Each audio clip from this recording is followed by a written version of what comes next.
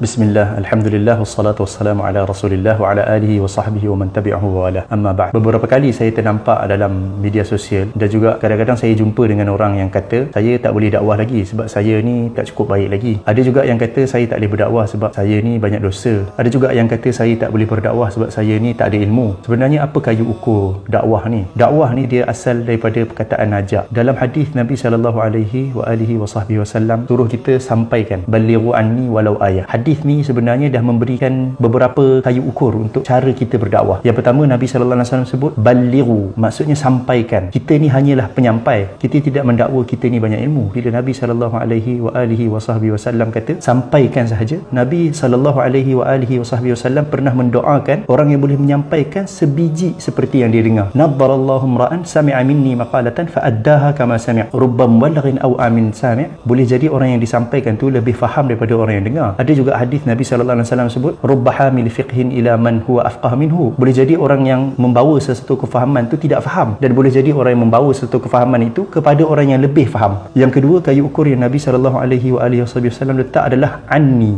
balighu anni, sampaikanlah dariku. Pastikan benda yang kita sampaikan tu adalah daripada sumbernya yang sebenar, walau ayah. Dan yang ketiga, janganlah kita menambah apa yang kita dengar daripada kefahaman kita yang mungkin kita tak berapa faham. Jadilah seorang penyampai yang baik. Saya terfikir, kalaulah ada orang tu kata saya tak boleh bersedekah sebab saya ni tak ikhlas, ataupun saya tak boleh bersedekah disebabkan saya ni tak cukup harta lagi, ataupun saya tak boleh bersedekah sebab takut saya akan mengungkit di kemudian hari. Kalaulah semua orang berfikir seperti itu, nescaya di dunia ni tak ada orang dah yang akan bersedekah. Sama juga kalau kita kata kita tak nak bertaubat disebabkan kita kata kita akan buat dosa lagi. Kalau begitu, nescaya tak ada orang yang akan bertaubat. Yang selalu menyebutkan perkataan-perkataan ini sebenarnya dia telah tertipu dengan dua perkara. Yang pertama, dia tertipu dengan mengatakan bahawa ilmu itu boleh habis, sedangkan Allah SWT menyebutkan bahawa wa fawqa kulli dhi ilmin alim. Di setiap orang yang berilmu itu akan ada Allah yang maha berilmu, Allah yang lebih berilmu daripada semua sekali. Dan juga ilmu itu tidak akan habis. Wala yuhituna bi ilmihi illa bima sya'. Tidak ada orang yang boleh menyempurnakan ilmu Allah ni kecuali yang Allah kehendaki sahaja. Dan yang kedua, dia telah tertipu dengan mengatakan bahawa dia boleh menjadi sempurna, sedangkan manusia ni memang tidak diciptakan sebagai seorang yang sempurna. Manusia ini diciptakan saling melengkapi. Kalau kita menyampaikan kepada orang lain, sebenarnya kita yang pertama yang mendapat manfaat daripada perkara itu. Kerana boleh jadi apabila kita sampaikan kepada seseorang, rupa-rupanya maklumat yang kita dapat itu tidak cukup, orang yang disampaikan tu menambahkan maklumat kepada kita. Itulah faedah yang terbaik yang kita boleh dapat apabila kita menyampaikan. Dalam masa yang sama, orang akan menambahkan maklumat kepada kita. Dalam masa yang sama, kita akan memperbetulkan diri kita, kerana kita akan merasa bertanggungjawab dengan apa yang kita kata. Kalaulah saya ini menyampaikan kemudian saya tidak mengamalkan siapa yang saya bawa, bukankah benda itu bahaya? Allah SWT ingatkan dalam Al-Quran, dalam surah As-Saff, kabura maqtan 'indallahi an taqulu ma la taf'alun. Sebesar-besar kemurkaan Allah apabila kamu bercakap apa yang kamu tidak.